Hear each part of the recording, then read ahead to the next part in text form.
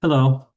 In today's class, we are going to continue our discussion on the Fourier series and actually start to develop some of the coefficients for the Fourier series and perhaps see if we can actually generate a periodic waveform that does not look anything like a sine wave or a cosine wave and actually see if we can start to get that to happen.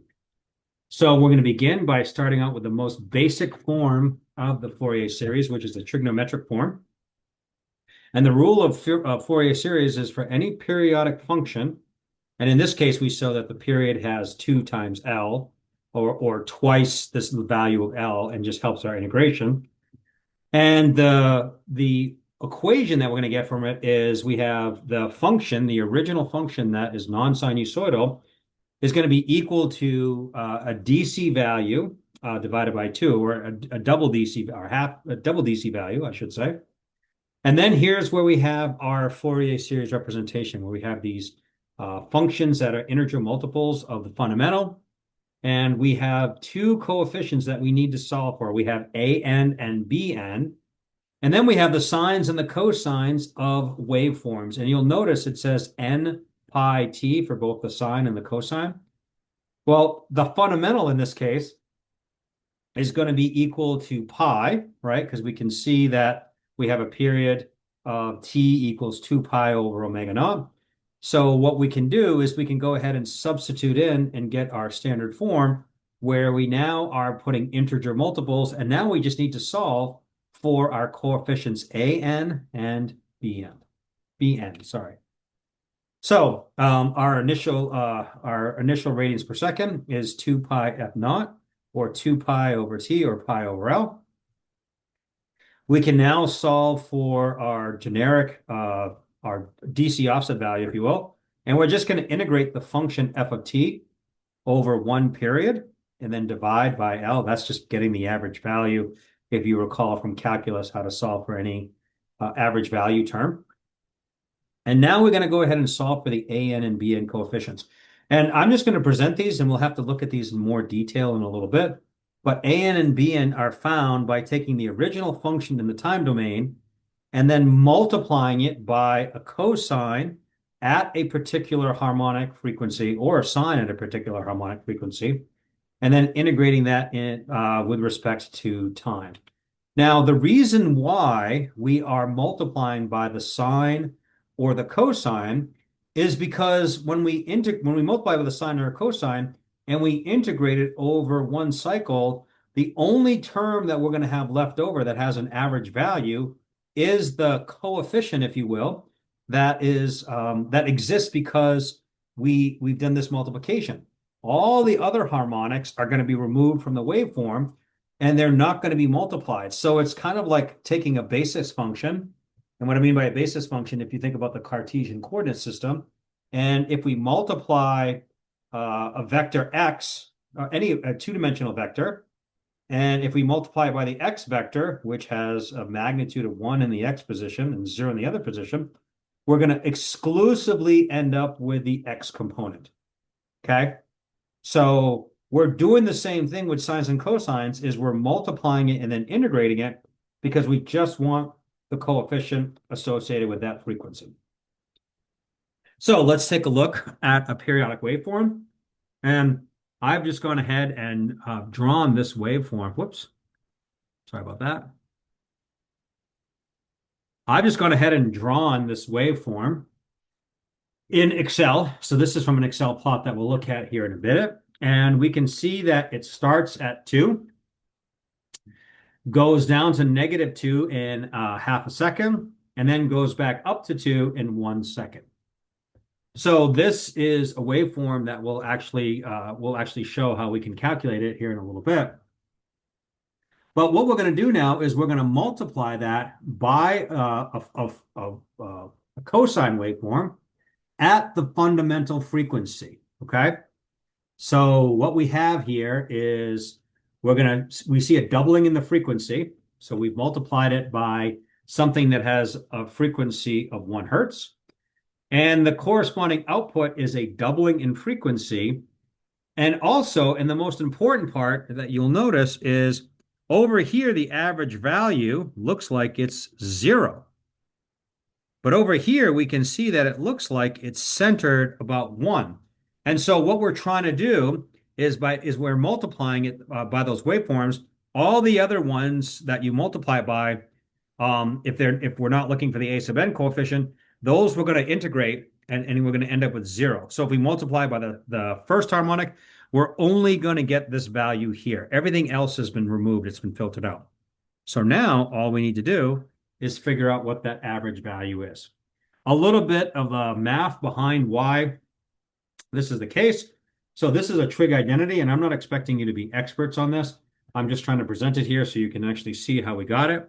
But if we double the frequency, that's because of this trig identity, which is if you multiply the cosine of A by the cosine of B, so these are two cosine waveforms that you're multiplying by, you have the result is equal to 1/2 cosine of A plus B plus 1/2 the cosine of A minus B. Now you're going to integrate those over one period. And what we're going to see is this term here, because A equals B, that term there is going to go away because it's going to be equal to the cosine of 2A. And so when we integrate that over one period, we're going to end up with 0. Okay. Now, the other term, when we integrate it, these are the same. Remember, A is equal to B. So 1/2 times the cosine of 0 is just equal to 1/2, right? That term does not go away. So we end up with an actual value here. And this is the term that we're trying to solve for using the trig identity of the cosine. But we still end up with that doubling of the frequency component. So this is the doubling of the frequency. This is the one that's riding up and down at double the frequency. And then this is the DC offset that we have. So if we go back up to the previous slide, you can see that the frequency over here, it takes 1 second to do that. This waveform repeats at 0.5 seconds, and you get 2 at 1 second. We also see again that this is no longer centered about the x-axis. This is centered about 1. So that kind of validates what we've been looking at using our math here. All right, so let's go ahead now, and I will bring up an Excel spreadsheet. Let me slide that over here. Actually, let me just switch my sharing on my screen. Might be a little bit easier. And I'm going to share screen 1. And now what I see is I want you to focus in this area over here. I'm going to highlight this area over here. And so what I have is I've just got a bunch of time values. So t is equal to 0 all the way up to 1 second.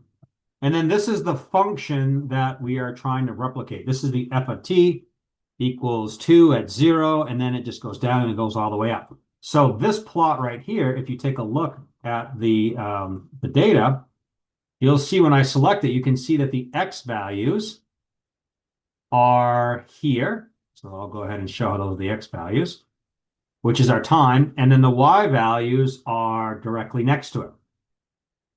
So I've got my waveform looking pretty close to what I had. Obviously, I can make it perfect if I added more points, but I don't need to add 1,000,000 points to get a reasonable result there. Now, what I'm going to do is I'm going to multiply that by cosine. So this is just a regular old cosine. You can see cosine of 90 degrees is equal to 1. And then I start working my way down. So this is cosine of 2 times pi times 1 over t. Or, 2 times pi times t, because we're trying to get omega. And then the radian frequency is 1 radian, or sorry, the radian frequency is 2 pi. So that's why we have the multiplication in there. And so now all these terms are just what you would get for a cosine waveform whose period is 1 second. Now, when I multiply those two, you can see that I'm multiplying f times my cosine term. And you can see all I've done here is I'm multiplying the two previous row, Q times R. And I do that for all these, all the way down. And now I'm going to do my plot, and my plot, kind of hard to see, but I'm going to edit this data or select the data. And again, I'm going to show you the same thing. You can see that my X values is my time or my time values. And my corresponding Y values are the F times CS values that I in fact have. So this is just doing straight old multiplication. And I'm actually getting that exact waveform that we had plotted. Now I'm going to go ahead and do one more thing, and I'm going to subtract what looks like the DC value over here of 1. So I'm just going to subtract here. This would wake up. I'm just going to subtract here this whole way through. I'm just going to do the previous column and subtract 1 from it. And then what I end up with, again, selecting my data. And my X values, again, are time. And my Y values are the column associated with F times CS minus 1. So I'm going to switch back because that's how I actually generate it. And the nice thing about Excel is it's just very brute force. When you're doing Fourier series, you can just multiply a bunch of things together and you can get the values. But this, we don't always want to do brute force. We want to kind of have some intelligence behind it. So let me switch back to my other screen. So here is our F times cosine of F times cosine minus 1, or in this case, my DC value that I've calculated. And then my wave is integrated out. And then you can see this 1 here is what I end up with as my DC offset value. So I've got my value of 1 in that average value. Okay, so that kind of summarizes what we're saying here, which is if you multiply by the same frequency, it filters out all the other frequencies and gives you the offset which you're trying to calculate. So these are all the equations for AN and BN. It doesn't necessarily matter. You would just go ahead and multiply it by sine to get the other term. And if there is no average over one period that's non-zero, then there's no offset, so there's no A term or B term associated with that. Oops. So to solve for A sub n in the trig form, we're going to go ahead and multiply by the cosine wave. And to solve for B sub n, we have to multiply by a sine wave, all right? And the reason why you have to do the sine and the cosines is that the AN, the BN coefficients have to be real. And there's no possible way to get a sine wave or a cosine wave if those coefficients are real. If those are imaginary, so I incorrectly put this here. Let me change that to, this should be imaginary. Whoops. So those are our coefficients here.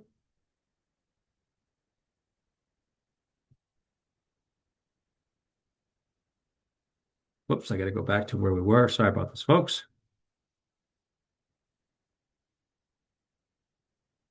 So the terms have to be, in fact, imaginary to make that work. So you can see here, and I just showed you how if I have a sine wave and a cosine wave, they're having the exact same frequency, but you can't multiply the sine wave by the cosine wave by any real coefficient to create the other waveform. You've got to add or subtract 90 degrees to go ahead and make that work. And here's where I show that, right? If I take my cosine wave and I subtract 90 degrees, or I multiply by negative j, right? That's the same thing. Then my A sub n or my B sub n coefficient is not a real number. It is multiplication by negative j. That's a complex number, which means that this isn't going to work. We don't actually have a valid result for that. So we can't necessarily do that and get that to work with real coefficients. All right, let's do a coefficient term. Let's find a Fourier series, and let's do an easy one. We're just looking for something that's DC. So it's never going to change. It's going to always be equal to 1, regardless of the value of time. And you can see that it goes from minus pi to pi, and then it repeats after every 2 pi. So we're going to end up with a DC value. So let's first then go ahead and calculate what our DC offset is. So we have to integrate over 2, remember the period here. So this repeats after 2. So omega, whoops, not sure why. Omega is equal to 2 pi. And since omega equals 2 times L, L is equal to omega divided by 2, which means that that is equal to pi. So I'm going to go ahead and set up my integration here. And I did the DC offset one because it's the simplest of the bunch. And what I'm going to do is I'm going to go ahead and integrate 1 over L from minus L to positive L, so over 1 period, which results in 1 over pi integral of 1 dt. That's a really easy integral. What we end up with over here is 1 over pi times, whoops, sorry about that. It's really sensitive to this. So that's 1 over pi t plus t. This is evaluated from minus pi to 0, and this one is from 0 to pi. I plug in my integration limits, and I end up with a value of 2. So that, remember, it does not match the value over here, but in its final form, we have to divide that value by 2. So we're going to get something that is a little bit closer to that. So now we're going to go ahead and solve for an. And all I'm going to do is substitute in a 1 over here. So we're going to go ahead and show the integration here, which is 1 over pi cosine of n pi t over pi, because L is equal to pi dt. And I can move my, well, I can't move my pi term out. Let's see, that is equal to, yeah, so I cancel out the pi terms here. So I've got cosine of nt is just 1 over n pi sine of nt integrated from pi to minus pi. I plug that in, and this term here is always going to be equal to the value of 0. Now, this is really important to us because remember, we're trying to solve for an a sub n or b sub n for any periodic waveform. So if it's possible to leave the n terms in here, what I've done is I basically made it so that if I can solve for this generically, the a n or the b sub n generically, then I can get a really simple, easy result. So I'm going to try as much as I can leave the value at n in there until I need to get some clarification, and we'll see that in a little bit. So, excuse me, a sub n is always equal to 0 regardless of the value of 0 of n. Now let's go ahead and do b sub n. And again, we're substituting f of t equal to 1 right here. So when we set up our integration limits, you can see that the pi's will cancel. And then I end up with the integration minus 1 over n pi cosine of nt from pi to minus pi. Okay?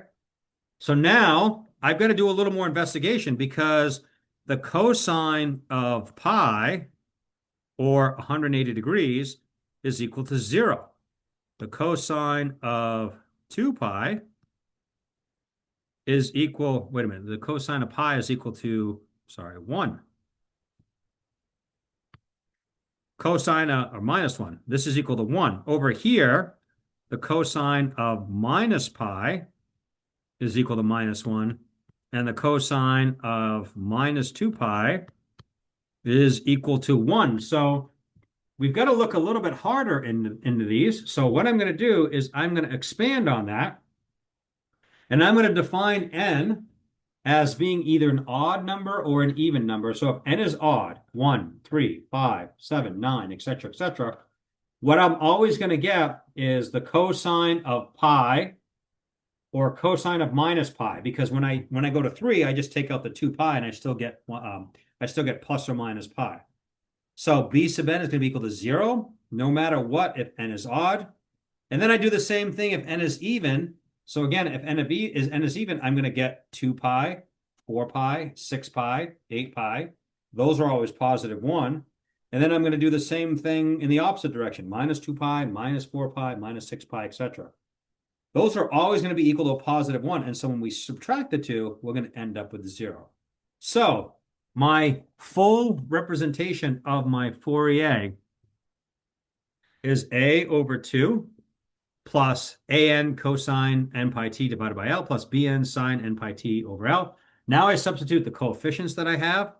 So I have a naught, which is equal to 2, and then an in all cases is 0, and bn in all cases is 0. So my final expression means these terms go away. So f of t is equal to 1 for minus pi to pi. And that was our original waveform. So just by doing the math, we end up with, whoops, this term right here. Okay? This was a pretty easy one because we had a DC term. So it wasn't too difficult to go ahead and represent that. But here's an actual plot at the end. This just shows you it's 1. I'm not going to bother showing the Excel. That's hopefully pretty easy. You can also do alternative equations if you wanted to solve for A naught, AN, and B sub M. So instead of having 1 over L, in this case, you would just do 2 over T, and you can get, pretty similar results. All right, let's do a much harder one now. This is a sawtooth waveform. And we want to see if we can do the Fourier series on this one. Well, the very first thing we need to do is ask the question, is it periodic? Well, the answer is yes, because over here and over here starts that sine wave. And if it just continues on for forever, then, excuse me, then in fact, yes, it's going to be that case. So this is periodic with a period of 1 second. Now, is it sinusoidal? Doesn't look sinusoidal to me. So as a result, I want to go ahead and convert these to sinusoids to give myself some reasonableness in terms of that. So I'm going to go ahead and now I'll start to do the Fourier series. So I've got the fundamental here, omega naught is equal to 2 pi divided by t, or 2 pi f, depending on your perspective. And we end up with 2 pi radians per second. Now, we're going to go ahead and solve for the coefficients. And this is a way to save you a lot of time. If I look over here, this area, right, or the area under the curve, I did that on the wrong side. Those areas all cancel out. So I don't even need to integrate to solve for A naught. I can just look at it and say there's no DC offset. So you're welcome to go ahead and do the integration. But in fact, I don't actually have to do that. Now I'm going to go ahead and solve for AN and BN. So I'm going to go back to those equations that we developed and do that. But first thing I'm going to do is I'm going to use equations of a line to go ahead and show how to get those waveforms. So y equals mx plus b. You can see that the slope here, rise over run, so it goes -2 minus, well, it rises, let's see, -2 minus 2 over the run is 0.5. That's the slope of this line. And then the y-intercept here is 2. This one, the rise over run, we're going to get 2 minus 2 over 0.5. But then the intercept here has to go all the way down and cross that value over there. So what I've done is I've actually calculated that and got that value over here. Okay? So you can see it's negative 8t plus 2 is the first one. Between t is between 0 and 0.5, and 8t minus 6 when t is between 0.5 and 1. Now I'm going to go ahead and use those equations to solve for AN and BN. So this is going to be a lot of math. Don't get panicked on it. We'll try to walk you through it. I encourage you, if you're watching this, you can slow the video down, you can pause it, you can try it yourself, but definitely check my work. So now I've got to plug in my two terms, my term that goes from 0 to 0.5 and 0.5 to 1. So I've just put everything in here. And now I'm going to try to start simplifying as much as I can. So you can see I moved the 8 out of here. Got to leave the t in there. I've got the 2 over here. And I did the same thing for the upper integration limit. So I'm starting to break these down to make them a little bit easier for me, keeping in mind that I kept the 2 all the way up front over here. All right, so the first thing I'm going to do is integrate the easy one, which is the cosine term without the t. And what I end up with is something that equals a coefficient of 0 in all cases. So this part, whoops, right here, that's 0. Now I'm going to do the same thing for the -6 part, and I get 0. So both of these are going to evaluate to 0. So the only two integrals that I need to do are those two right there. Oops, why is this bouncing around? Sorry about that. So now our next part is to go ahead and do this. And this is where we have to integrate by parts. And you can see that I've specified all the integration by parts over there. You can take a look in more detail and see how that is. But it really just shows you how to get the integration by parts. So I won't expand too much on it because it's all spelled out for you. And now I've got to go ahead and I got to expand it all out and evaluate. And again, this is just a lot of steps, but my final value becomes -8 times 0.5 sine of pi n over 2 pi n plus cosine pi n over 2 pi n squared minus 1 over 2 pi n squared. I have, this is pretty busy. I'd like to have a simple coefficient if possible. So I'm going to build a table and try different values of n and see what I get. So I'm going to start out with n equal 1.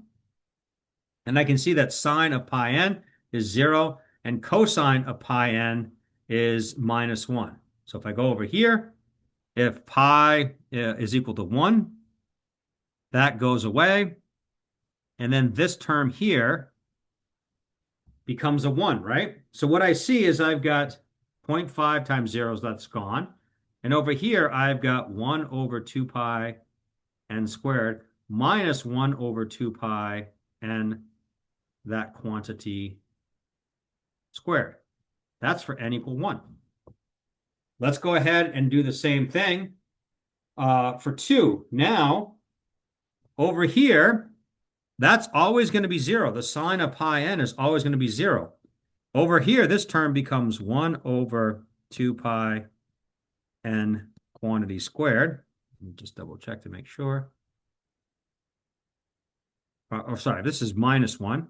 So -1 minus 1, that's going to be equal to -2 over 2 pi n, that quantity squared. And this is going to be 1 minus 1 over 2 pi n squared, which is going to be equal to 0. So this is when n equals 2.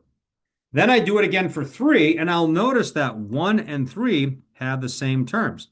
So 1 and 3 mean that I've got a result that's negative. Let me spell that out over here. Is over here when n is equal to 1 or n is equal to 3. My 2 and 4, I end up with the exact same value, a positive 1. So I'm going to end up 0 when n equals 2, 4. So what I can see is that, and since it's just going to keep alternating back and forth, that my coefficient an only exists, an equals this, when n is an odd number. When n is an even number, it's 0. But when n is an odd number, you get -2 over 2 pi n squared. So I'm going to go ahead and write my equation out and just kind of summarize it over here. So I have an equals -8 times, again, -2 over 2 pi n squared. And then I'm going to just get rid of the fact that I've got 2 and then multiply by 8. And now my term becomes 4 over pi n squared. Only when n is odd. When n is even, then I get 0. I do the exact same process for the other a sub n term, because remember I had 2 of them, right? I had to integrate. I also had to do, so I had the, oops, I got to go up one more, sorry. I have to do this one, which is the exact same result, right? But it's instead 0.8 and I get slightly integration limits. And so when I do that term, I end up with my a sub n being over here, 16 over pi n squared. Again, that only exists when n is odd. If I did the same process for b sub n, then what I would end up with is, actually, no, wait a minute. Sorry, I misspoke. This is going to be a sub n for the first one. This is going to be the exact same a sub n when I do the second term. So you can see those two add together, and I end up with 16 over pi n squared. If I evaluate that same process for bn, and I encourage you to try it, what you're going to end up with is for values of b sub n, In all cases, it's going to be 0. So my final cosine, my trig representation of this waveform is f of t. My an term here, written generically as a function of n, is here. And then I sum from n equals 1 to infinity cosine 2 pi nt. And for this is an odd number. So I've got a plot here to show you some looks here. And you can see this is n equal to 1. So it kind of looks like a cosine wave to me. Now I'm going to add n equals 3. Now it's starting to smooth out a little bit. Now I go n equals 5, and what do you know? I'm getting closer and closer to getting to 2 and 2 in one cycle. N equals 7, I get this value over here. So after about 4 harmonics, I get pretty close to my value. So I'm going to go ahead and switch over my screen, and I'm going to bring up MATLAB.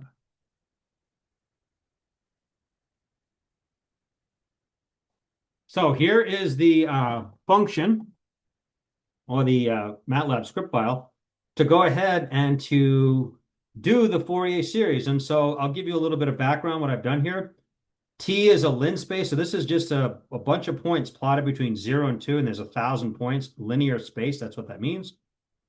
I've got a generic magnitude of equal to 10 because I did it originally and I actually had it equal to 2, but now we can go ahead and set it to whatever value we want. So now this is going to be equal to my first F1 term, if you will. That's my A1 coefficient. So I've got F1 equals 2 times A pi over sine, whatever, okay? Now I'm going to continue on and plot my next one, which is my doubling of frequency. So now I've got 2 times pi squared. That's why you have the terms in here. And then on and on and on. And then at the end, I'm going to go ahead and just plot a bunch of them. And I'll plot the first up to the 11th multiple of that. And I'm going to plot it at each individual one. So let's go ahead and run that here. And I will step through. And whoops, it's on the other screen. Sorry, folks. So here is the first plot showing you that value. This is a sawtooth. I'm sorry, I've got the wrong waveform. Let me bring up this is a triangular waveform. Oh, that's a sawtooth. I want a triangular. So let me bring up the triangular.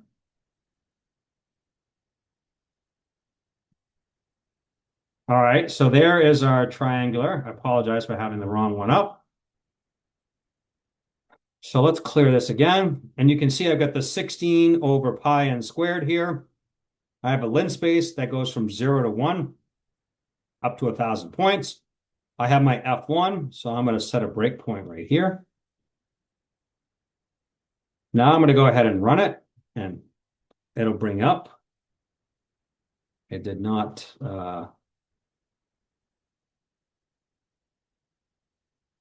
set the breakpoint here, so let's try that again.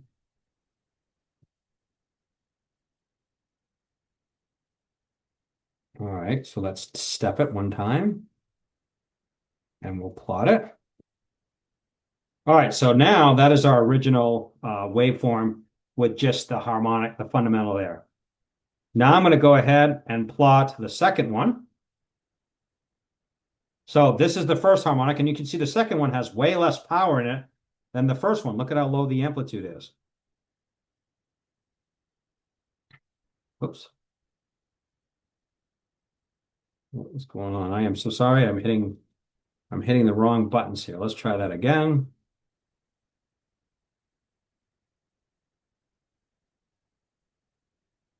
All right, let's bring it over here.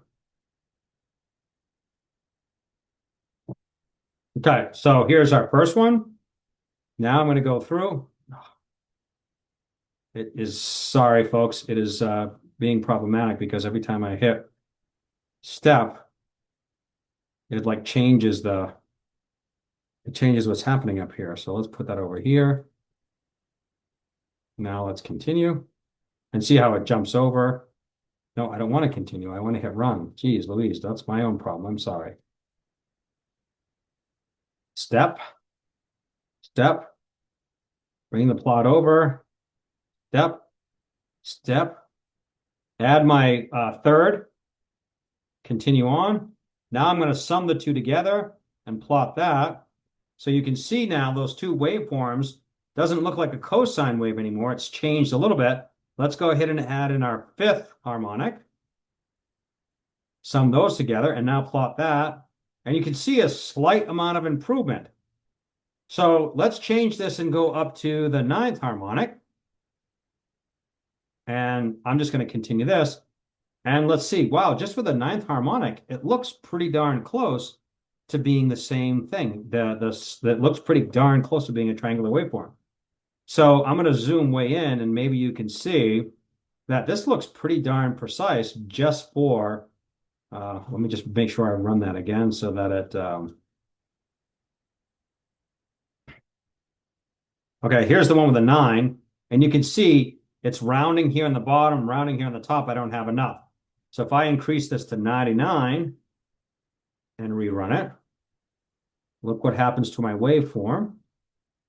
Smooths out a little bit. So this is where I got to keep adding harmonics. And the harder the discontinuity is, like over here, you go down and then you start going up. That's kind of possible to do in the real world. The point has to go up. Where you get into real trouble is when you have sawtooths and stuff like that. That's where those get to be very difficult in terms of trying to replicate what's going on. So if I did a 999 and I only put odd, so I'm not going to 1,000, I'm only going to 100. And that's really important here in MATLAB. If you notice over here, I start out to 1, and then the 2 means I put 2 into my n. And so I skip from 1 to 3. I don't go 1 to 2, I go 1 to 3.